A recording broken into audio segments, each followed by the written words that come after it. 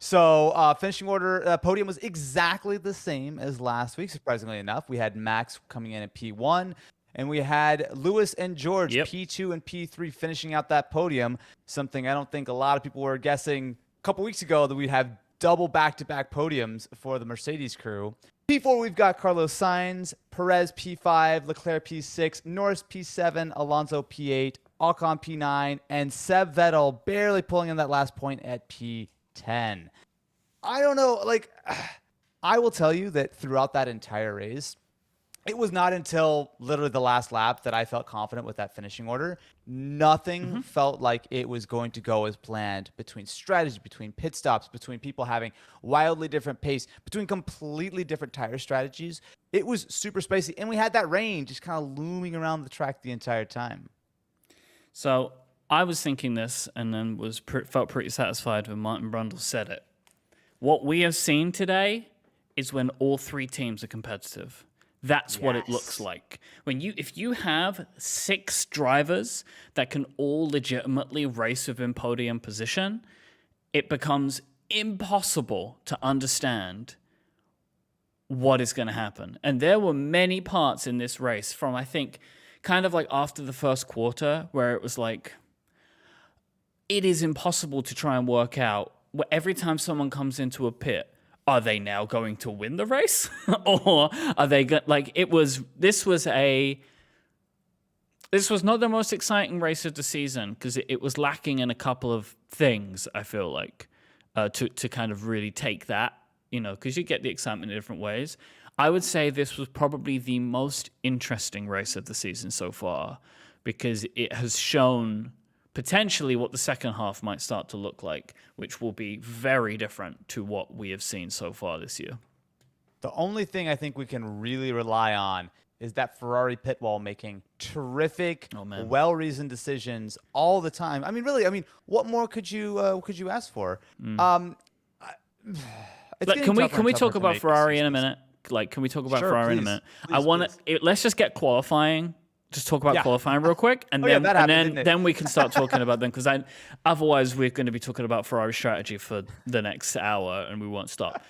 Qualifying was awesome. Qualifying was super good just in general. It was one of those really weird, really honestly, there was, I think, more of that quote-unquote excitement for me in qualifying than there was in the race. So, Max losing power, right? And then that was that moment where it was like, whoa, now what's going to happen? Which I was kind of hoping for in this race, that maybe there was going to be something that happened to Max where it was in contention. Not necessarily that he lost, but if that rain would have come, and then, Lewis would have started getting closer and closer to him at the end, that kind of tension at the end, which we had in qualifying, because, you just assume Max was going to nail it, and then his car just stopped working.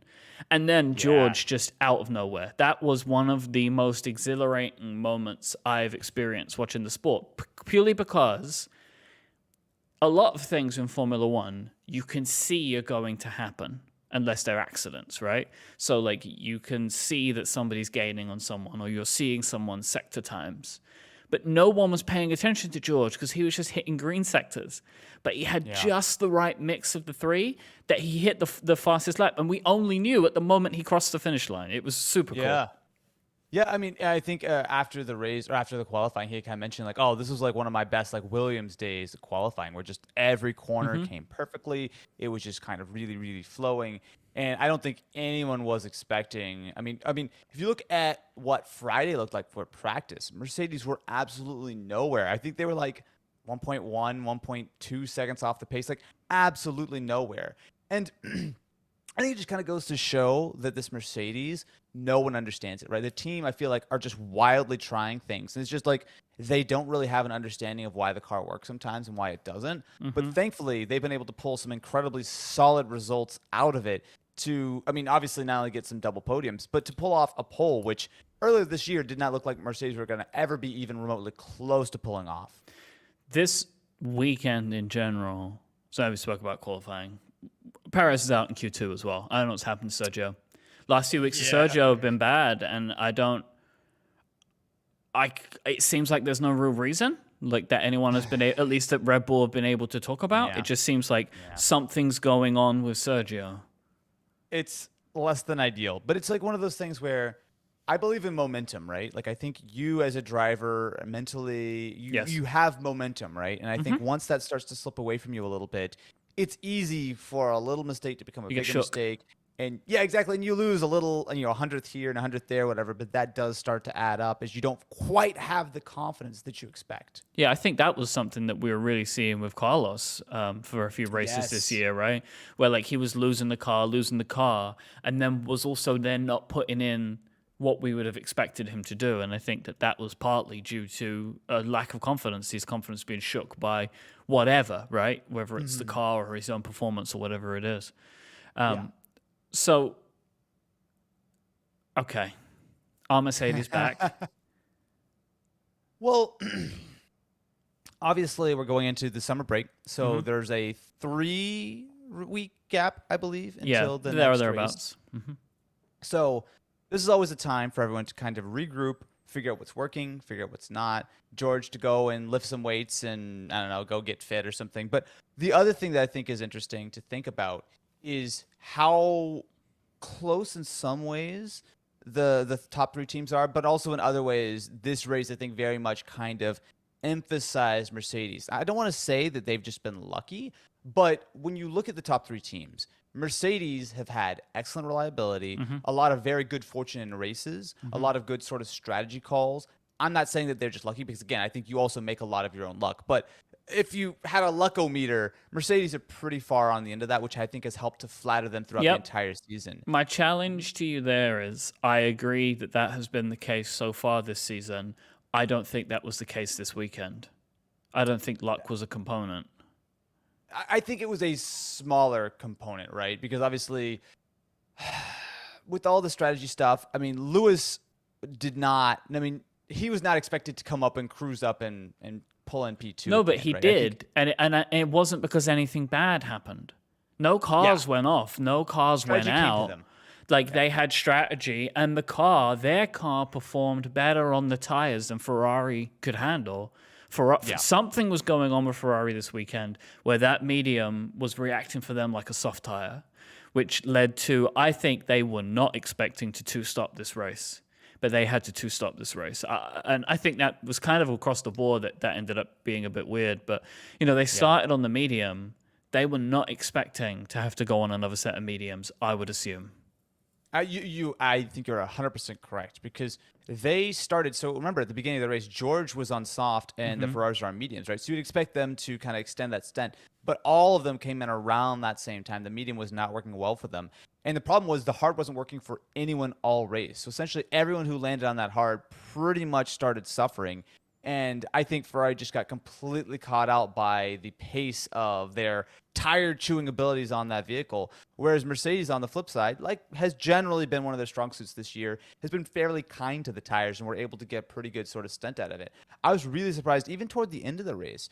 Lewis was really, really quick on the exact same tire that was roughly the same age as, Leclerc. And Leclerc did nothing with it. I don't know if he was just dejected or what, but that Mercedes came alive that last 15, 20 laps or so. If he had another 10, 15 laps, which I know, of course, you just keep extending the race forever and someone's going to overtake someone, but that was what it was. He was taking a second a lap out of everybody else, which was...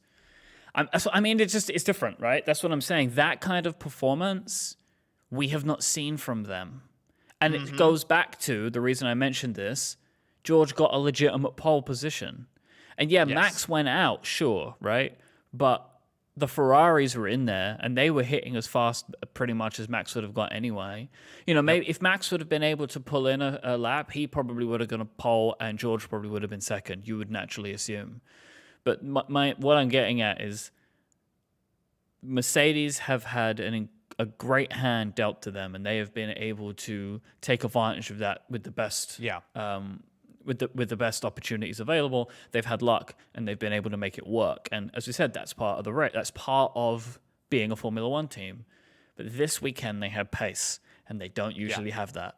So it was obviously interesting to me to see that occurring. Yeah. Well, it's I think sort of what we were talking about last week, and that. Obviously, Ferrari's strategy has been a huge thorn in their side, and reliability, especially we had Valtteri go out at the end of the race again, another Ferrari power unit, although I guess to be fair, the Red Bulls both took new power units this race, but at least they're inside their allocation, whereas pretty much all the Ferrari power teams are all hitting penalties pretty much every time they need to swap at this point. Because it was Zhou Guanyu last race, right? I believe so. Yeah, it was one of the Alphas last race, and it was Valtteri this race. I believe actually he was the only person who didn't finish the race, right? Yeah, he was the only DNF. Everyone actually finished on the road other than that. But I think it's one of those things where it shows that Ferrari are a team who just aren't as sort of race sharp and as championship sharp as Red Bull and Mercedes are, who obviously have had several years of really tight scrapping. Mercedes are, I mean, I think it's not exactly a surprise to say, one of the most sort of well-oiled machines in Formula One ever. And the fact that they also have two incredible drivers who are working well together, like that team is firing on all cylinders if they can just figure out their car, right? That seems like the major issue. But even with what you would assume to be a complete deal breaker of an issue in that your car is not necessarily the fastest, but how good the rest of the package is really helping them to, with a little bit of luck, but mostly out of just sort of being in the right place and sort of being able to take advantage of what they've got, pushing them way farther up the order. I mean, this constructor standings is crazy to me. Yep. I mean, Mercedes are right. They're 30 points behind now. They took a 10-point chunk out of Ferrari this weekend. Honestly. So the Hill in the live chat is asking, do you think Merc is going to beat Ferrari in the constructors? I think it's very, very possible. I think it's very possible.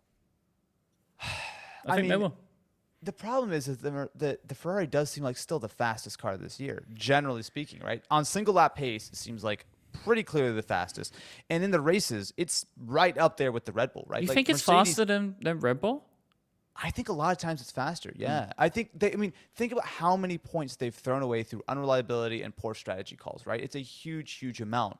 Now, I don't think it's necessarily faster at every single track, but I would say across the races we've seen so far, the Ferrari has generally been faster, and they have not been able to pull things together. Like they're almost like the anti-Mercedes in that they have a really fast car, some very good drivers, but basically nothing else going for them. Whereas Mercedes has a slow car and everything else is going for them. That's beautifully put. Which goes to show you've got to have the whole package in Formula One. You can have the world's greatest car, and obviously these are some of the world's greatest cars by definition, but you can't pull it together if you don't have a full team effort behind it. But it's wild to me to think that we are this far into the season and it's been so spicy, right? Like the fact that we have these three teams mixing it up, we had the whole top six being kind of topsy-turvy the entire time, was really, really exciting. I mean, like you said, George led for a huge chunk of that race and Lewis was super quick. And it was good to see. Like Max, even though he looped it around at one point, still obviously won very, very comfortably.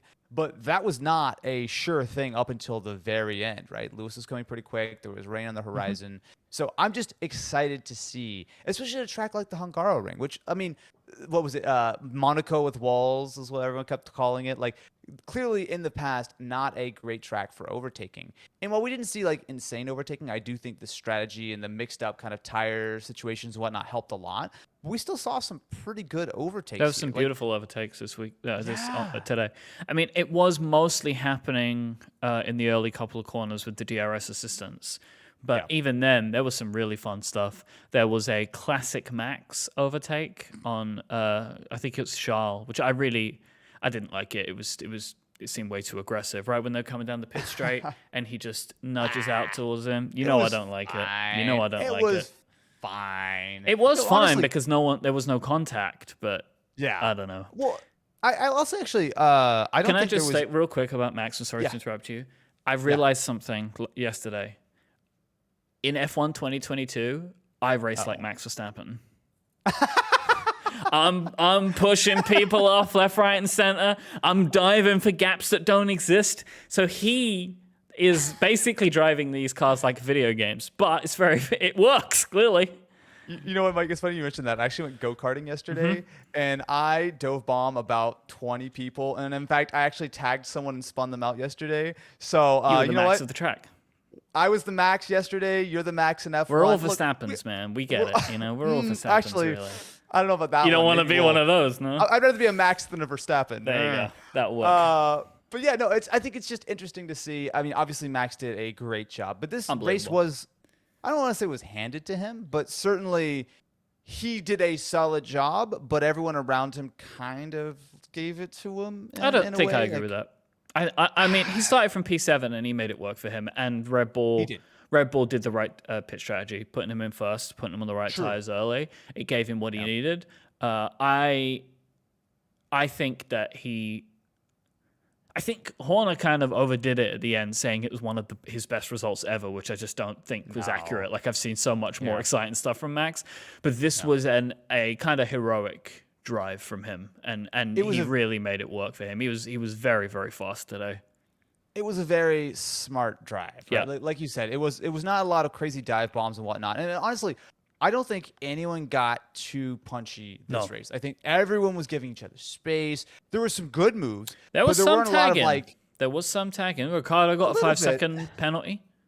Yeah, but I mean, on the whole of it, for a whole race distance, I think everyone was very well behaved. Sure. And I think, the Ricardo penalty may have been the only actual like on-track penalty. I didn't see anyone else getting all that punchy. I think it just was, especially when you went into turn one, lap after lap, when you see people kind of going for it. Generally speaking, people were always giving space. Like it was one of those things where obviously you do get the second helping of DRS on the second straight, so you don't want to necessarily completely dive bomb it because you're going to lose out for the second if you are completely out of position. But it was one of those things where I feel like it's rare to see a race where everyone was not pulling Austin and Mike moves every corner and instead being very respectful and kind. It was good to see. It was just very hard but very, very clean racing. All right, we haven't spoken about Ferrari, really. Can I actually hit you with some breaking news that's just come across right now? The Las Vegas Grand Prix has officially gotten its date, November 16th through 18th, 2023. Spicy. Huh. Yeah. Okay. So I'm just saying, if you want to start practicing by driving around the actual Las Vegas Strip to kind of learn the track, Mike, I'd love to go to Vegas. We can fully learn the lines so that we're expertly tuned and we know exactly what's going on. No, I got it. I was looking at the wrong year. I was like, that's a Thursday. Wait, like, let's go. 16th to 18th. Yeah, it is a Thursday. So Thursday, Friday, Saturday. 2023. Yes, we knew this was a Saturday race. Saturday night race. Yes, I remember now. Yeah. All right. You definitely tripped me out there for a second. I was like, wait, did I get it wrong? No, I'm literally reading off of Jalopnik right now. So, hey, you want to go roll the dice in Vegas next year? Time to go spend $30,000 on a really good hotel room so you can see the track. Yeah, can you imagine how expensive those prices are now? They're just flying through the roof, right?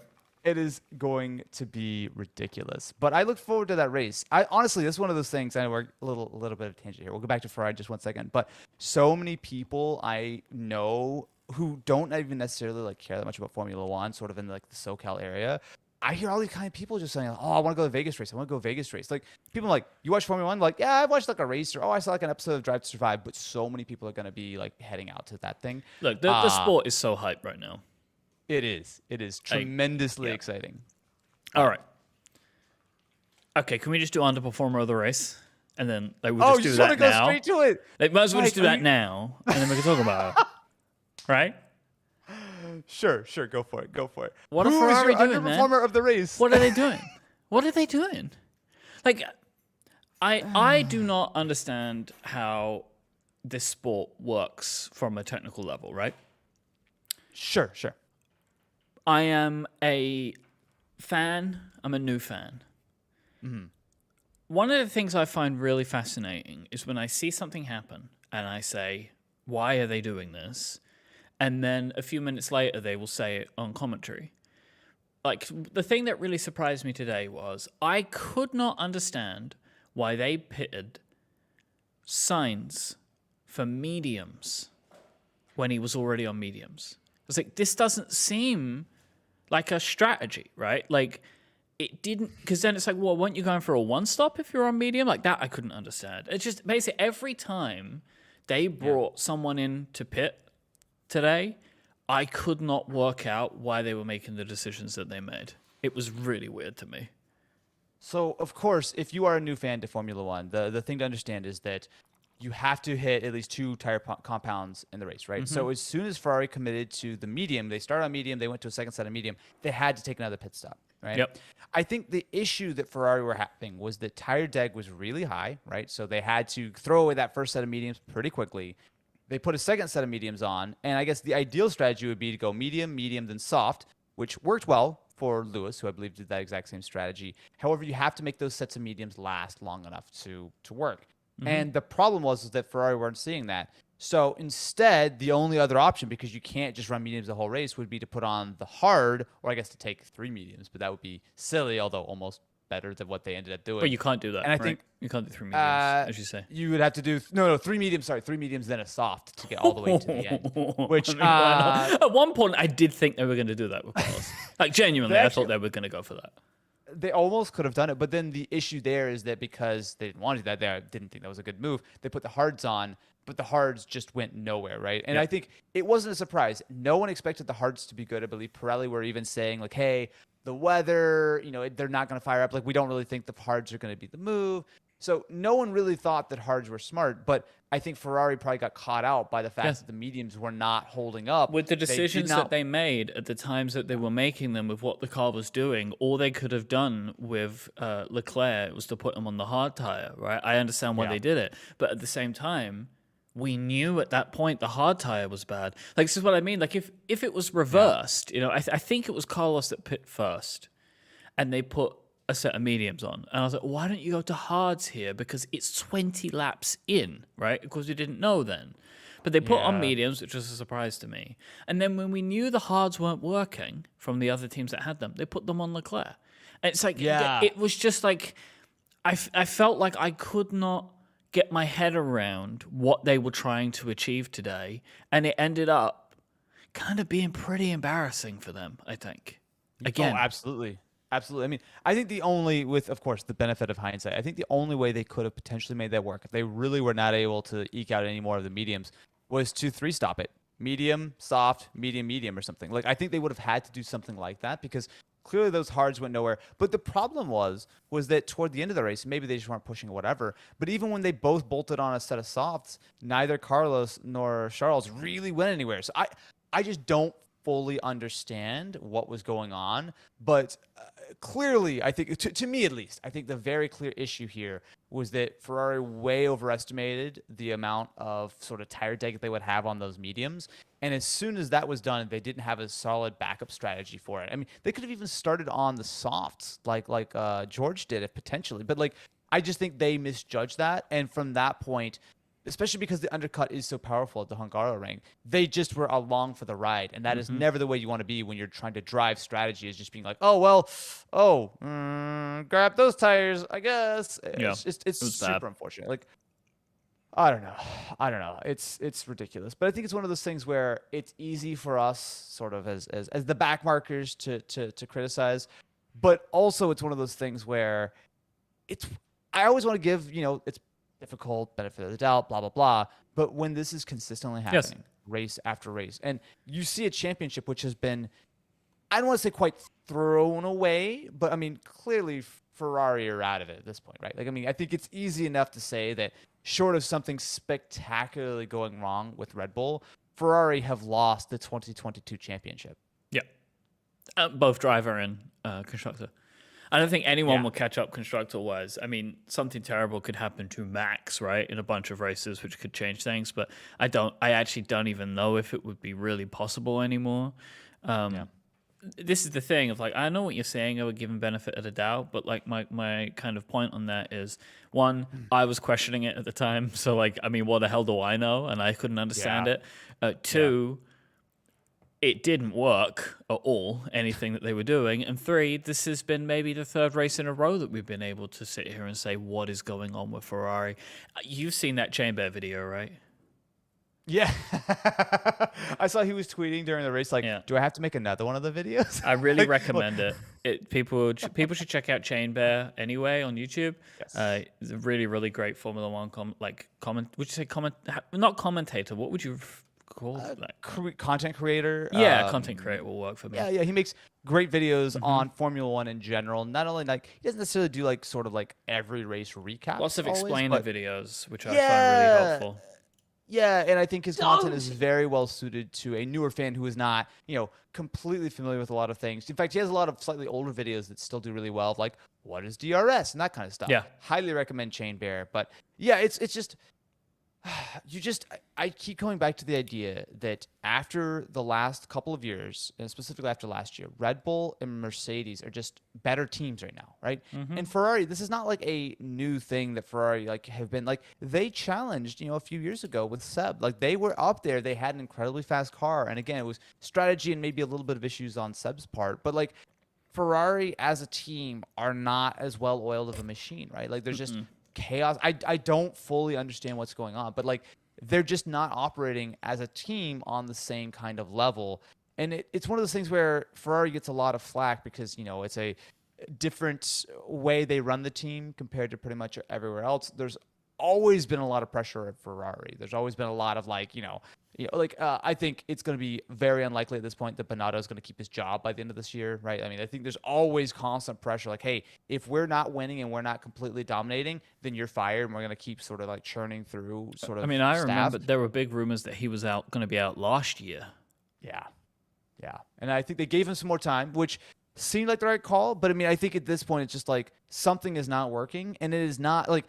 They're building a terrific car. The drivers are doing a good job.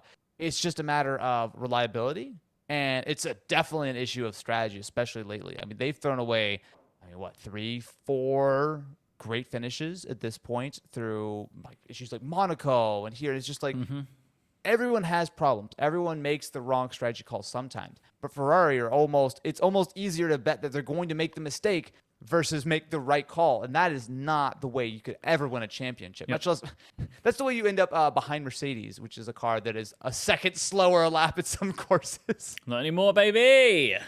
Well, yeah, thankfully. I'm surprised they pulled that out, though. Like, I don't know if you saw the practice stuff, but man, they were nowhere. Like, I don't know what they do, but I feel like Mercedes keep doing these experiments. They keep being so far off during free practice. And then out of nowhere, they're like, oh, by the way, yeah, we just fixed it. Oh, we just tried a bunch of stuff. I have no idea what's going on, but it works now. They try. It seems like, they are throwing more Hail Marys than other teams, right? Because they're having problems that other teams aren't having still. So they seem to throw a lot of stuff during the practices. I reckon they're driving different configurations in multiple ones, and then they pick the parts that work best and put them in for qualifying.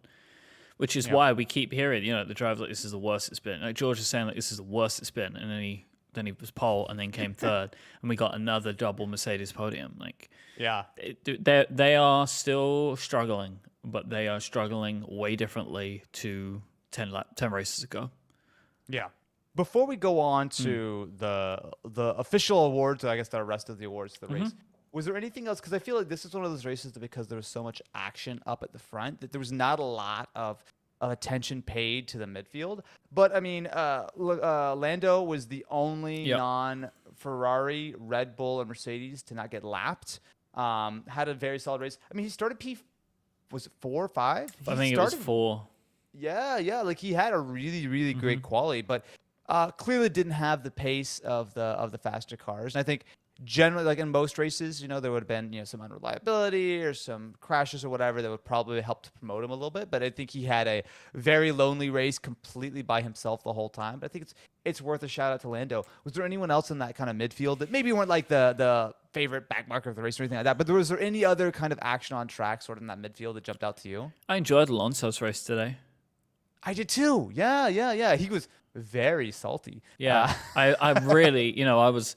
When Alonso and Max were coming together early on, I was like, well, if there's anyone that's going to give him as much trouble as he gives other people, it's Fernando Alonso. I wanted to see that go on for a bit longer than it did. I felt it was a bit of a shame that Max passed him as fast as he did, because I thought that would be really, really fun to watch kind of unfold. Yeah.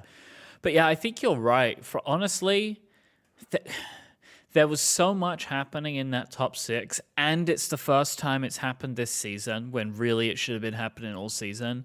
I think that the attention just went there. And I think that's the way it's going to be, right, with this race today, because it was like we finally got to see what we wanted to see, which was 6 drivers all vying for the win, and at any point, any of them could have conceivably taken it, which was really exciting. The Aston Martins were interesting today. There was some stuff going on there. Seb picked up a point. It kind of looked like there were team orders which swapped the two of them around. I think they may have been on different strategies. Seb got past Stroll in what looked like way too easy. in the last few laps. I don't know what was going on there. I don't fully understand. Again, I don't think a lot of that was really being focused on by the broadcast. But yeah, there's definitely some stuff that was going on. But Seb pulled off some good moves. I think that was good. Also, Danny Rick passing 2 cars in 1.5 corners was terrific. Beautiful. Oh, it was beautiful. I was like so excited, and then immediately he gets a penalty and throws it away. I was just like, he smashed into Stroll, right? I think it was Stroll. Yeah. Also, K-Mag, who had a relatively decent qualifying, but I think he got actually I don't remember who he tangled with, but he ended up getting the black and orange flag because he had the side of his wing kind of hanging off. He ended up all the way down in 16th. There were 2 of those today. Magnussen was one, and somebody else got the black and orange flag for the wing. It was kind of in the first few laps, I think, but I don't remember who it was now. It was one of those things where like it felt like it was relatively exciting again on a track that there's typically not a lot of overtaking on. Also, I do think it's worth mentioning that the Williams are still absolutely nowhere. I think we had those like few races toward the beginning of the season. In fact, Williams and Haas, I think both are sort of like, like you see these flashes of like, oh, something's going to happen. But especially the Williams, they feel like they're just like anchored to the back of the field. They're the only team in single digits on points. They have 3 points. Then it goes to Aston at 20, AlphaTauri at 27, Haas 34, Alpha at 51. Yeah, it's rough. I think actually, you know what, the other thing that is a bit of an underperformer, even though it's not necessarily my official, just to be clear, I've got another underperformer of the race. But AlphaTauri, man, like they just got their upgrade last week. Like you see, like they've had flashes of being relatively good, but like you just keep seeing, I mean, like Yuki looped it, which to be fair, I don't know what happened. Like Yuki spun out almost the same way Max did. It didn't seem like it was necessarily a driver thing. It was like wind or rain or something. Rain. But yeah, and I don't know what really happened. Pierre ended up coming in P12. We didn't see him a lot during the race, so I don't know what was going on. But just that AlphaTauri is just not going anywhere. And the Pierre is just sitting in a seat just like, I need to get out of this car. Like, because he's just got signed up, remember, for another year. Mm-hmm. It's just not looking good. Before we move on, Mike, there's a couple of big or fairly big bits of news we haven't discussed yet. First of all, we've got Seb announcing his retirement just a couple of days ago, which I don't know. What's your take on that? Well, Seb was going to be my back marker of the race, and this is where I was going to bring us up. Oh, okay. Fair enough. I have quite mixed feelings about Seb announcing his retirement. I'm happy for him because he's doing what he wants, and he posted a very nice video to his brand new Instagram account. It's his first social media account. And it seems like he kind of has other things he wants to focus on in life, and I think Seb is very environmental focused, and I think that maybe his participation in the sport is starting to weigh on his mind, especially if he feels like he is not really putting the best he can get out of it. He's kind of unnecessarily polluting, if that makes sense. It's like I can imagine like a weirdness in that. He's Taylor Swifting, as the kids say. I don't know what that means, but Taylor Swift got called out this week for being like taking like some ridiculous amount of flights on her private jet and being like the #1 polluting like celebrity in the world or some nonsense. Really? It was a thing on Twitter. It was like an obscene number of private jet flights. I know that I've seen recently that this has become a bit of a thing of Twitter accounts that follow the flights of celebrities. Okay, so maybe he was thinking he was swifting too much. But I'm sad because I think he has one more great season in him, or could have had, and we didn't get to see it. Yeah, I mean, I do agree. I mean, obviously he had those incredible Red Bull years, and then he had glimpses at Ferrari. But that Ferrari car was trash. I mean, yeah, he had long enough. I think if Ferrari had pulled it together a little bit more. But I also think it's one of those things where he won those championships, and I don't know if we ever quite got that consistent, incredibly quick Seb. Now, mind you, that Red Bull, back in the day was stupid fast, so I think that definitely played a pretty big part in it. but I don't think we ever quite got that sort of sustained, like on top of it, Seb, that sort of you got in 2010 through 2013.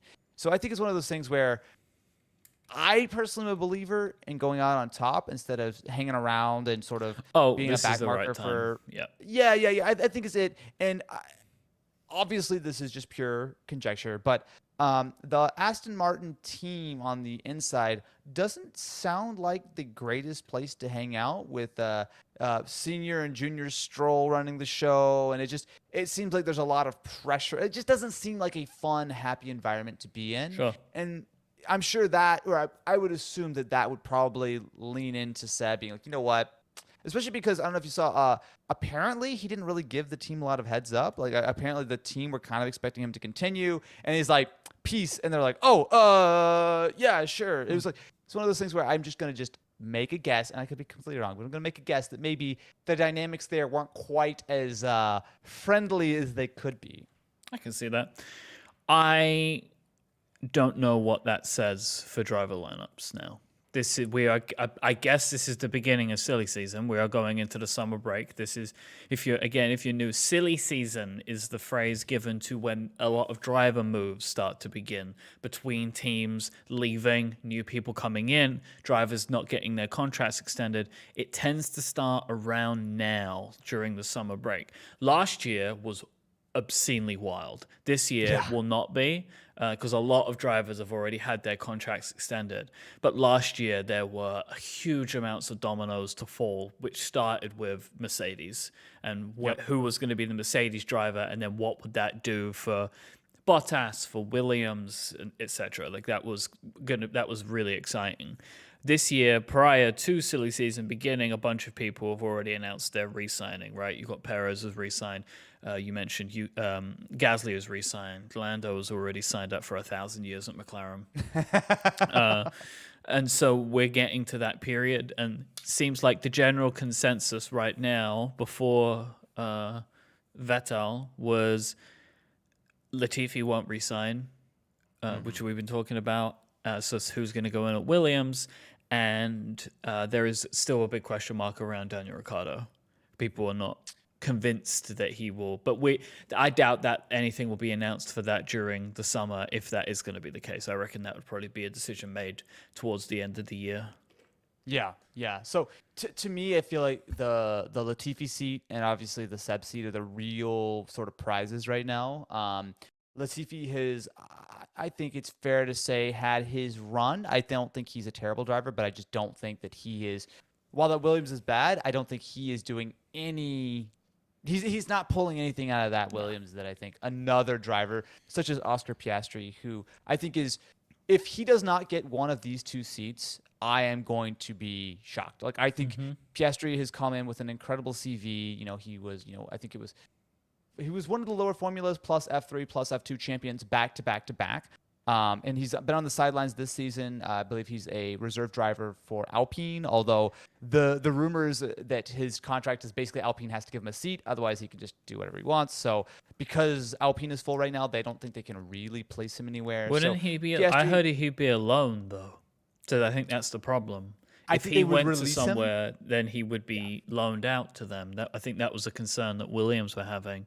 Yeah. Which is much what has happened with Alex Albon. I don't know exactly obviously what those contracts look like. Yeah. It's one of those things where I don't care what happens. He just needs to get a seat on the grid. But that still leaves very likely at least one extra seat up for grabs. I know we've talked about this a lot sort of off camera. I don't necessarily think that Danny Rick, while he's had a fairly poor season, I don't think his seat is in all that much jeopardy, because the way it sounds, the option for him to continue is with him, not with McLaren. Unless he does something outrageously stupid, I think McLaren's going to have to honor his contract, or, as always is the case with F1, give him a fat pile of money. There's always ways out, Austin. The teams always have a backdoor. But I think it's a lot less, like, it's not...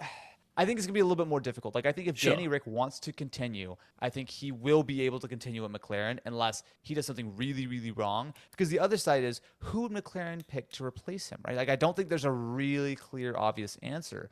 So, to me, it's really that Aston seat and probably the Williams seat. Those are the ones that are really going to be at play. I would be surprised if Piastri landed at Aston Martin, if Yeah. what I have understood is true, which was that it would be a loan from Alpine because he is contracted with Alpine. Because I can't imagine that working for Aston, because then they could just withdraw him. Like, Aston is trying to build a foundation for future, right? Whether we imagine they can do it when 50% of their seat is locked in, no matter how that person performs, right? Williams, on the other hand, I guess will take whatever they can get, especially if it's someone who is potentially future champion class, right? Yeah. Even though I'll say still not doing very well for Hurley Motorsport. I am going to renew Oscar Piastri's contract as we're approaching the end of the season because I can't really afford anyone else right now. But he's not pulling in the wins that I am. Honestly, he's hanging out there in the back quarter, and I'm up in the top 10 on a consistent basis. I'm sorry to hear that, and I look forward to your continuing insight on if Piastri does get a seat, exactly what we can expect of the 2023 season. But it's, the intel we're getting right now is Piastri, bit of a tosser. He ain't got it, probably son. Doesn't deserve a seat. He hasn't got it. Look, he ain't got it. I've seen it. He just doesn't have it, Yep. So that was probably the biggest piece of news. I'm a bit bummed out, but I'm happy for him. I'm very happy that he is not Raikkoning. Wait, say it one more time? Raikkoning. Mm-hmm. All right. I've got okay with Swifting. I don't know about Raikkoning. That doesn't quite have the right Kimi, tone to I think, lost so much of his legacy in hanging around too long. You think so? Long. I actually don't. I think he stuck around in Alpha for far too long. I mean, okay, I don't necessarily disagree, but okay, let me pose this to you. 5 years from now, what are we going to think back on Seb, right? Are we going to think about his dominance at Red Bull? Or are we going to think about his relatively okay showing at Ferrari? Or are we going to remember that he even landed at Aston, right? Like, to me, it's like, I think time is going to make the... clearly, I don't think Seb is going to go down as the greatest of all time, right? I think but he's going to be up. That's what I'm saying. I think he's chosen the right time to go. I think Kimi stuck around for too long, and I think that upsets the balance a little bit. Where there's I don't know the exact time frames of it, but there's more bad Team Kimi than good Team Kimi, and I'm kind of happy that Seb has left earlier rather than kind of hanging around. I don't know. Dragging it out. Yeah. And look, this is my bias of only ever seeing Kimi Räikkönen in Alfa Romeo. So yeah, he was mega in the McLaren. Oh, I race, know. Right? Like I know, I'm aware of his history, but yeah. But you're right. I think Kimi, generally speaking, spent more time underperforming than he did performing at his sort of theoretical best. So yeah, I understand that. I think you're right. I think Seb is making the right call here. And while it's going to be sad to see him go, it feels like it's the right time. And I think, the last thing he wants to do is just be showing up to work and not wanting to do your thing. Like, Seb does not need his Aston Martin paycheck. He can go and do something fun. He can go save the world. He can go ban Taylor Swift's jet. Whatever he wants to do, he can go and live a happy, happy life. And I'm sure we'll be hearing a lot from him. It was actually, I don't know if you saw, there's a nice quote from Lewis talking about how like kind of a lot of his F1 career was kind of lonely, and that Seb was one of those like kind of good sort of friends throughout. Because I think they both started 2007, so they've kind of obviously raced together for a very long time. But it was a very nice quote, a very, very touching kind of thing. They seem close. Lewis, as always, being an absolute gentleman and probably the best human being on the grid. Who is your favorite backmarker of the race? So while I'm tempted to say Seb, and while we were watching the race, I was thinking Seb, but I actually want to give it to Alonso. Not necessarily because he dominated Ocon. I think Ocon also did quite a good job. But Alonso, I think, still did a relatively good job. He was a little screwed over by strategy. Certainly, I think both of the Alpines on those hards, they were fast enough to kind of not fall into that sort of scrap for the last point or two, but they should have been able to challenge Lando. They were kind of up there for a while, and as soon as those hards went on, they were just hanging out. So I think with a little bit of a different strategy, I think both the Alpines could have done maybe a little bit more. I don't necessarily think that the top six were in sort of target for them this time, but I think at least Lando probably could have been sort of a target. So I'm gonna give it to Alonso, but honestly, it's one of those things where I think you're right. I think Seb was probably the one who deserves it, if only just because we're only gonna see him for a little bit longer. You got to have some sympathy, right? I was seeing some rumors that I believe, again, who knows about this stuff, that Alpine want to renew Alonso for 1 year, but he wants 2 years. Interesting. And I mean, I think they wanted the 1 year because they have Piastri, right? Piastri. And I think Alonso wants 2 years because I think in 2 years that Alpine could be very competitive. They have had a consistently increasing season this year. I feel like we're seeing them a lot more often, and the car looks more racy. I think I could imagine that he's like, I might hang on to this for a while. But I don't think that's unreasonable. I think Alonso is absolutely like sort of deserved a 2-year contract. I don't think that's a outrageous thing. I don't think Alonso a year from now is going to fall off a cliff. I get it that Alpine, they want to have their options open. I mean, I think every team wants to have as many options as possible, but I think Alonso has absolutely done everything he can to show that he deserves a seat.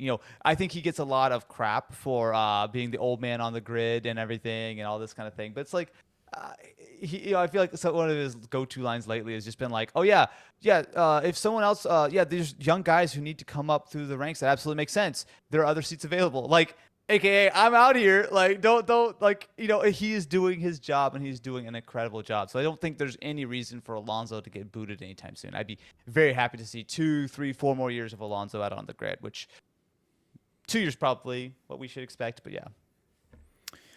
What was your favorite thing from this race?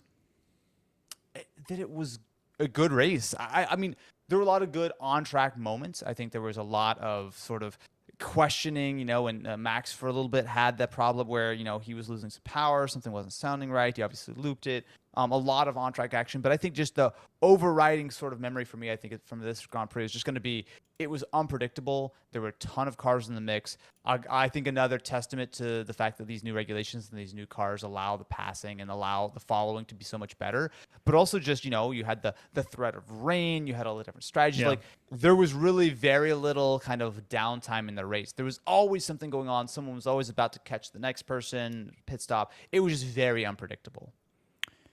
George starting pole was I loved it. It was great to see that. I'm so excited for him. This is something he should have had 10 races ago, right? Based on what he would have imagined for himself. He would have imagined by now that he would have won a couple of races. So I'm just happy that he's starting to get a little bit of what was promised to him, basically, in joining the 7-time world champion team. So that was great. Yeah. But it was one of my favorite personal moments, seeing him get that pole and then seeing him start today and start strong and hold on to that lead, honestly, for way longer than I expected he would have. I thought it was really great. Yeah, I don't think, once we got to maybe through the first pit stops or so, I think it was relatively clear that it was a big uphill battle for George to actually win this race, but he stayed in it. I don't think he really made any mistakes. I think he kind of did a good job under a lot of pressure, but also I don't think he sort of overdrove over. Again, you think about someone like that, right, who is, had this win promised to him really, or owed to him in some ways for years. He's starting on pole, and he had plenty of scraps on track, but none of them were too far. He didn't push it. He didn't like sometimes you see like Max and Leclerc out there with like 4 elbows out, 7 cars wide, kind of being a little punchy. I don't think we saw that from George. I loved seeing him and Leclerc today. That was so much fun watching them two fight on each other. They didn't push it too far, right? No. And I think most drivers in George's shoes who are going for the first win might have got a little too punchy, right? Yep. But I think George kept his cool. He just did his job. I think he is continuing to prove that he is a world-class driver, and especially give him another year or two in Mercedes, I think wins and maybe a championship is not out of the question at all. I think him and Lewis have proven to be an incredibly good combination. He's got the goods, man. You give him the right car, he's world champion. Like, I genuinely believe it. George Russell's got the goods, like without a shadow of a doubt. Agreed. Driver of the day? I'm actually... Mike, I think you might like this answer. I'm actually going to give it to Lewis Hamilton. I think while a lot of people came from fairly far back, I think the fact that Lewis, especially that last stint was what really pushed over the edge. He protected his tires well. He got onto the softs. He was quick. Now, the commentators were all talking about like, oh, Lewis is going to go and catch up to Max and stuff. I was like, okay, that seems like he's a little too far back from that. But the fact that he was able to come all the way up, he was able to pass, Carlos, he was able to get past George, and he had real pace. I got to give it to him. I mean, I think that Mercedes was clearly quick in the race. That Mercedes was not, in my opinion, did not look as fast as the Red Bull or the Ferrari. And the fact that they got second and third, I think is a real testament to that team and also a real testament to the drivers. I think George did a great job. I think Max did a terrific job. But for me, this was one of those races where Lewis Hamilton, he Lewised it really hard. Baby. And it was great to watch. I was really pleased, before I said, I was really pleased that Mercedes didn't give team orders to George and Lewis and just let them do it. Because look, neither of them were going to catch to Max. It just wasn't going to happen if things continue. So there was no point. You may as well just they're not going to be wild with each other. They're teammates and they seem to get on very well. There doesn't seem to be any bitterness there. It would have been, I think, really bad for George to make him, considering he was pole, to let Lewis by. And I think that would have been bad for the team.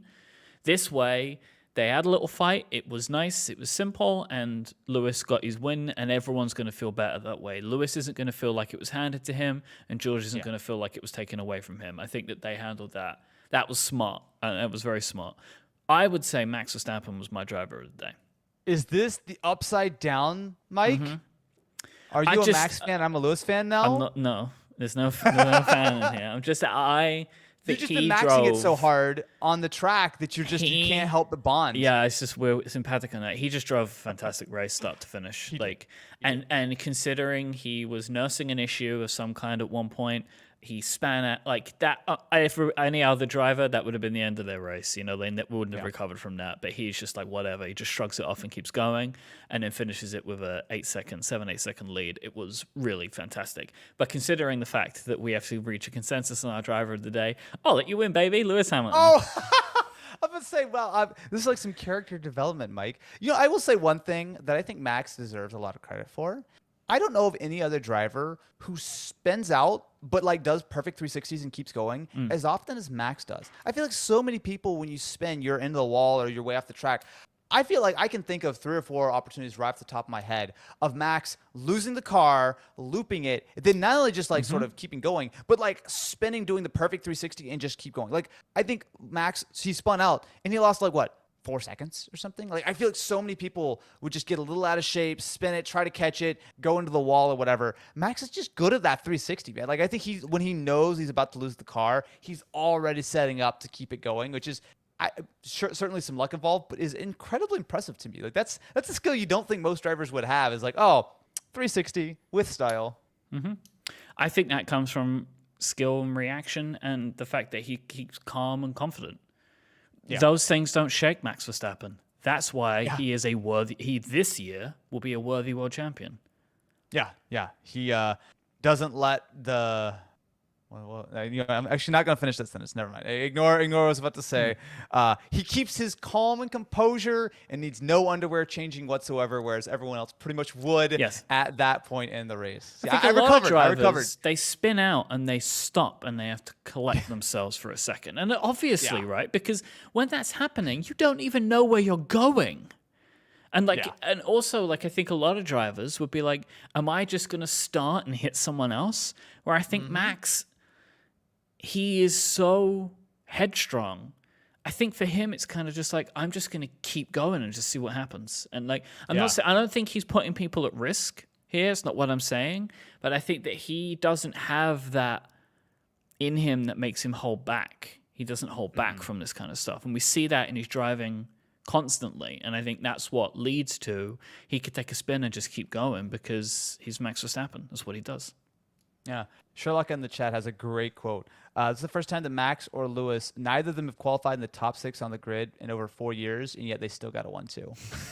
That should say something about the quality of driver. I mean, obviously, I think I feel like we both rate a lot of the current grid really, really highly. But man, Max and Lewis are just last year. I cannot tell you how much I want the second half of this season to be Max versus Lewis.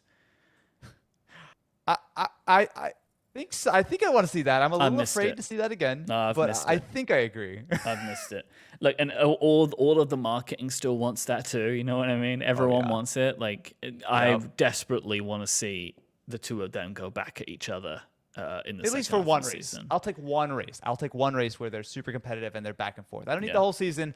I got a little too much last year. But terrific. Honestly, there's only a few races left. It's less than half of the season left. I say a few. It's like we've got like 10, 9, 10, something like that. Yeah. We got some races, but we've got a break, and then we're going to be back into it's really going to come pretty thick and fast at that point because it's going to be pretty much nonstop. I think there's some double. I think there's maybe a triple, but I know there's definitely some double headers coming up. I'm very excited, but also I'm very excited for us to take some well-deserved rest. Us, obviously we're the hardest working, but all these F1 teams, I guess they want to take a break too or something. I don't know. I'm happy that they're doing this for us. It's really good. Yeah. I'm glad that they chose to give us a well-deserved rest from our once weekly-ish podcast. We have to talk about F1 for an hour. It's very, very exhausting. It's very hard. I do think it is going to be nice to have a little bit of a reset. I feel like the summer break is always a good time for not only, like you said, the silly season shenanigans. There certainly will be news, I think, especially between the time that we're recording now and our next episode. There'll be a fair bit of stuff to talk about. But also, I think it's always good to have a little bit of a breather, kind of reset, kind of get everyone back on the same page. And then we go into the back part of the season and hope that Max doesn't win by like 500 points, which seems fairly likely at this point. I like the mid-season break because it gives me just enough time to miss it again. Yeah. I feel like sometimes, especially when we have back-to-back races, I'm just like, it's a lot of racing, a lot. But you get that little bit of respite, which is especially very, this very year nice. as I've been watching more and more. Like I watch every qualifying now, which I've not done in previous years, and that's not because of the show. I just want to. And so and I will dip into practice sessions now too. So like, my weekends are dominated. Our weekends are dominated. Any of us watching Inspire this. So it's nice to have a few weeks off, get back to it again. So there is a note on that. So the next race is the Belgian Grand Prix. We will not be recording an episode after race day for that. We will be recording on Tuesday, August 30th instead. Yeah. If you want to catch us live, it will be 11 a.m. US Eastern Time is when we'll be recording it live.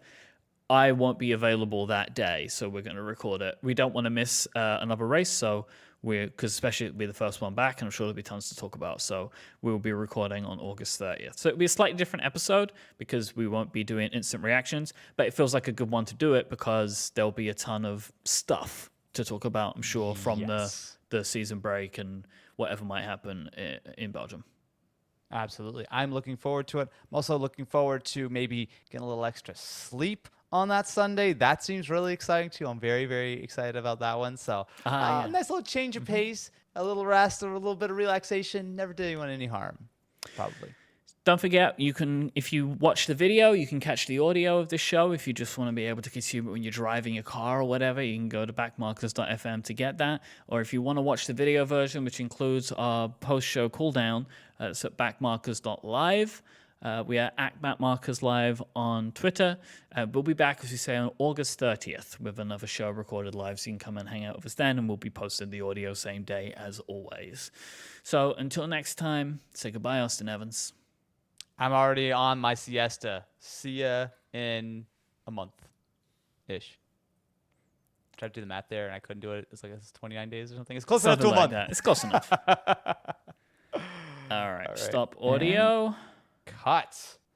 Oh, sorry about that mix-up at the beginning. I didn't realize that you had seen it. I was like, What do we do about that? Now, so the audio, it's fine. I can take it out. And it's in the recording. But what about the video? The video starts with silence and me talking at it. Let me take a look once the video is processed, once we're done with the live stream. I can try to use the YouTube editor to snip at the beginning, but I'll see how. I don't think it was too long. We might be okay. It was just me saying hello and then saying, give me the breakdown, which I had stretched that out a bit because I was so excited, so it was a little bit longer than normal. We'll figure it out. I might try to snip it. It might be let me see once the video is actually processed. We'll see what it looks like. I'm sure it's fine. People love the show. They'll stick around and listen to. You know, it might be funny if the audio is just me. I'm just like, Yeah, and then you criticize me for calling you my strategy director.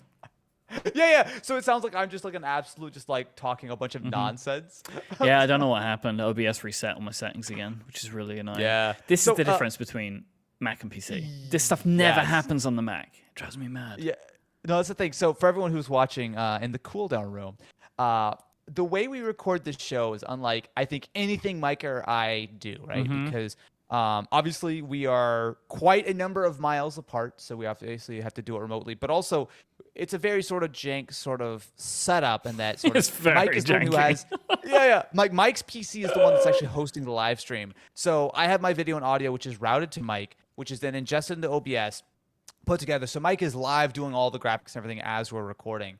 And then it is streamed out there. But very frequently, something goes wrong. Half the time when we start to jump on a call, one of our audios or videos is broken. Some bizarre thing just decided they didn't want to turn on this morning. So the fact that we've made it through this many episodes, and this is the first time we've actually had like a major audio failure, I think let's just give ourselves a quick little round of applause that this jank show has not completely collapsed. I wish I had some champagne to spray around. Yeah, we'd just be spraying. We're like, whoa, we made it 13 episodes or 12 episodes or whatever it was. But so Sherlock, so we could technically have a dedicated producer and a bunch of other things. The thing is, though, this show is much more a fun thing that Mike and I do because we're buddies and we want to talk about Formula One. There's certainly, if this was our number one top priority show in our entire lives, there's certainly things we could do differently. Yeah. But also, we enjoy having a life and enjoying we put the minimum amount of work into this show to still make it good. Yeah. Right? Like, the audio of this show is nowhere near as good as any of my other podcasts because I'm not using my good microphone. I have no sound dampening around me. See all that sound dampening? This is where I record my podcast, in here. And so I'm using a different. So like, if you listen to the show, listen to the audio, there's an echo. You can get that in any of my other shows.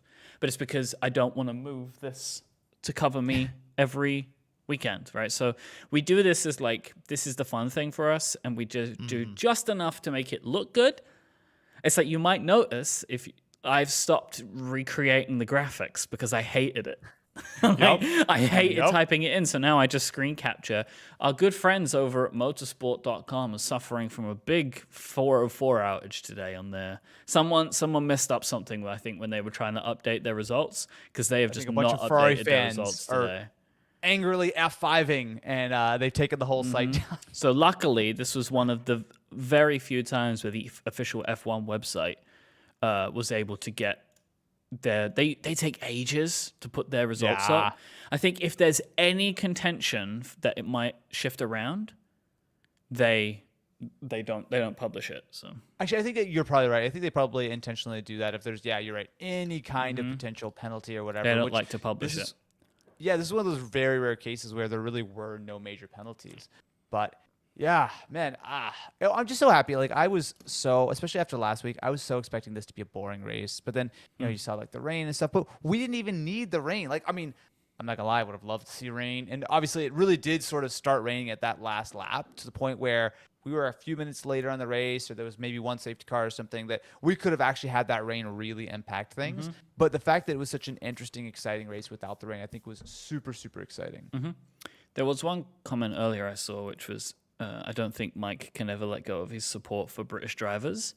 And I get this criticism. We get this criticism quite a bit. I do anyway. And I don't understand why this is such a surprise to people. That I, as a Brit, support the British drivers. Like, I don't... Like, even isn't that just a thing that people... Yeah, of course they do. Because they're British too. And so we support the British drivers. Like, I find it very strange that people get surprised by this or upset about this. And then also that, like, forget the British drivers part. I have my favorite team, right? And I am biased towards my team. And I also don't know why that's a surprise to people. Isn't that just a thing that happens in all sports? People have their favorite teams? I don't get it, man. You're supposed to be an impartial journalist who's bringing nothing but factual, true numbers.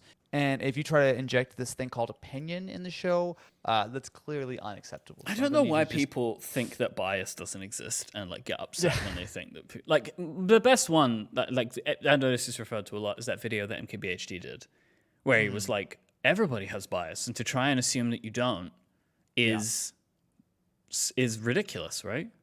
Mm-hmm. Yeah.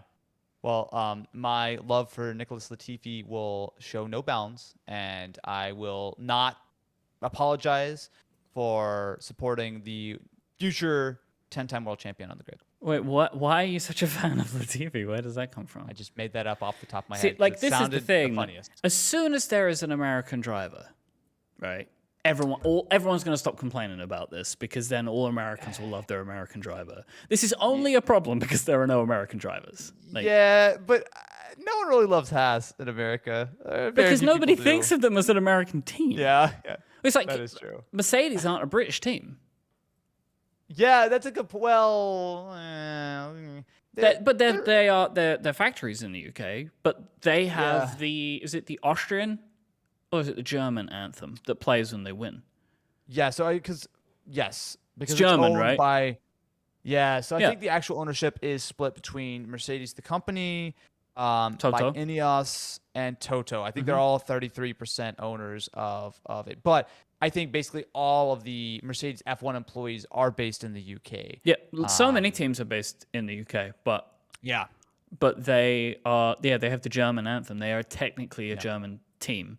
So because it's like McLaren, they're based in the UK, but they're a British team. I think McLaren's fully British because their headquarters, like they make all their like road cars. I think they're fully British. But some other teams, like I think it's only Ferrari and AlphaTauri, which are Italian based. I think Alpine are somewhat split between France and the UK.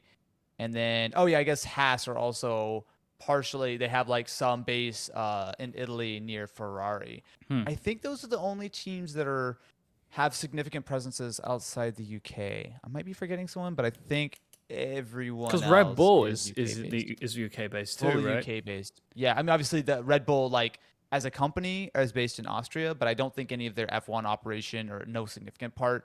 I guess technically Honda was largely based out in Japan, but obviously that's all being moved over. And I still think they had a pretty significant UK operation. So I still don't understand this Porsche thing, by the way.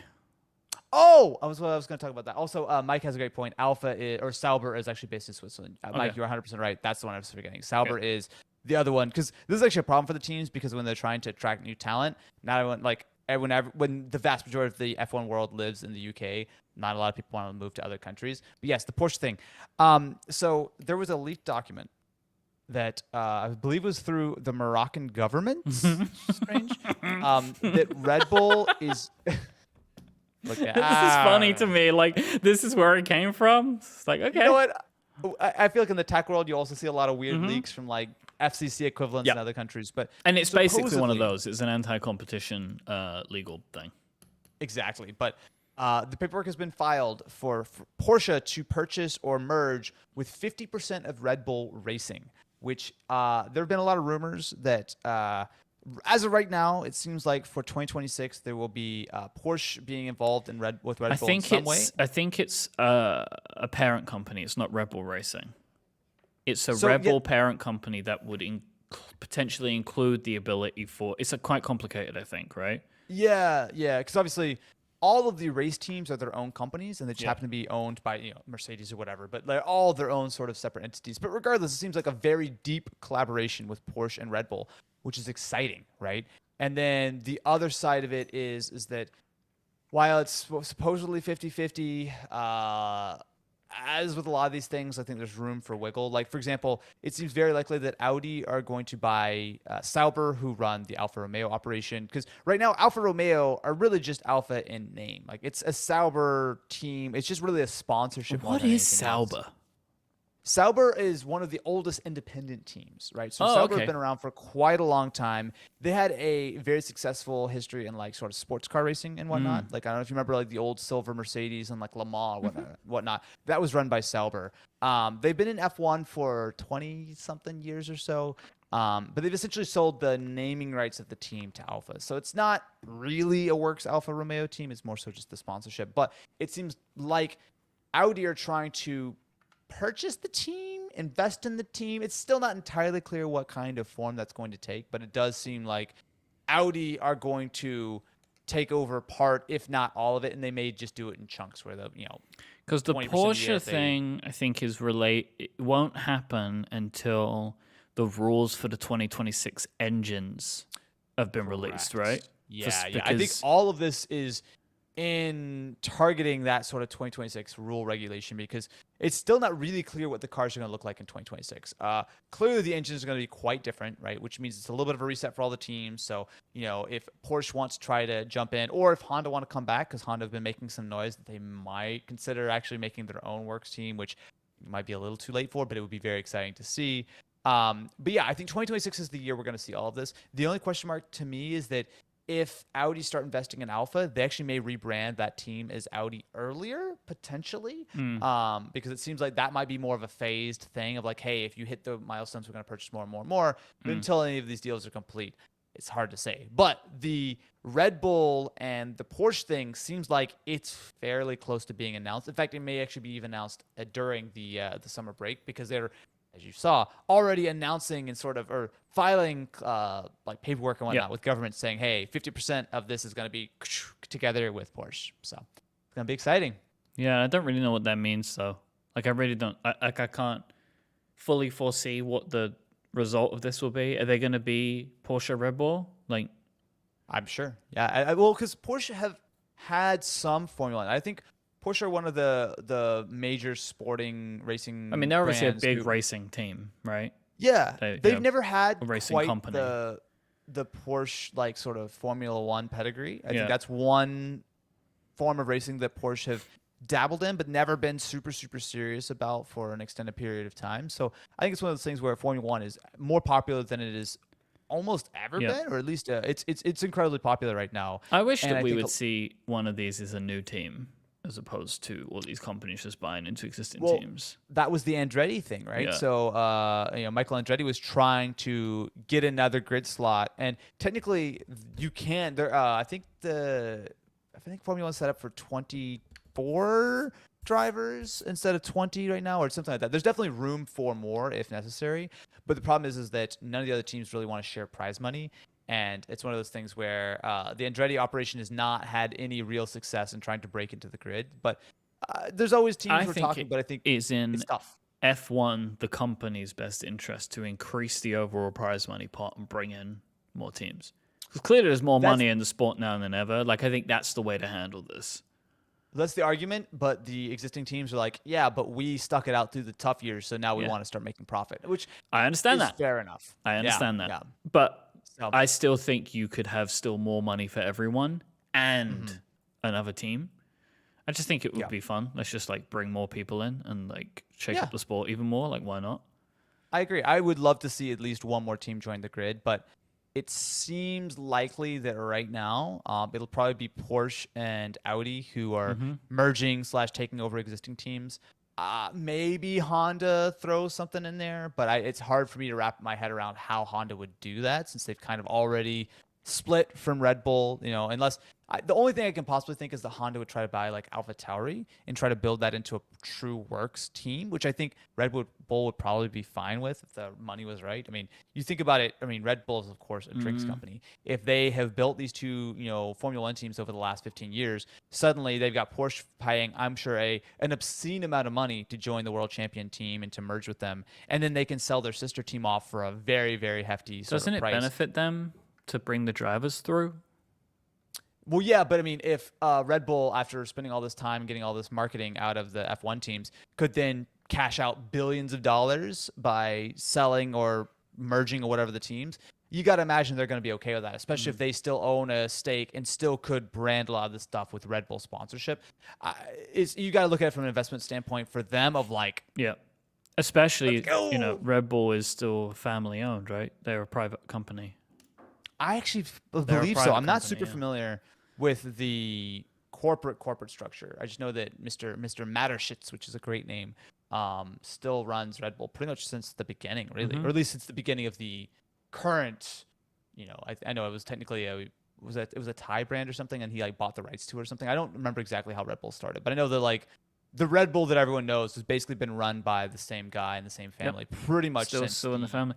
It's one of the reasons why their overall Red Bull marketing campaign has never changed.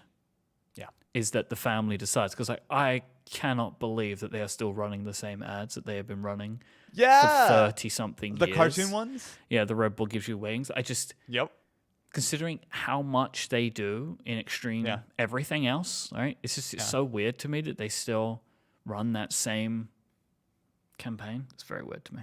It works. I mean, how long did Coke run the Santa ads or Corona run the beach ads or whatever? These are things that appear every now and then. You can tell other stories. Like, they have such a massive brand now, so much bigger than just a drink. Anyway, we're off top track now. Let's go put this thing together. Thanks for hanging out, everyone. We'll be back again.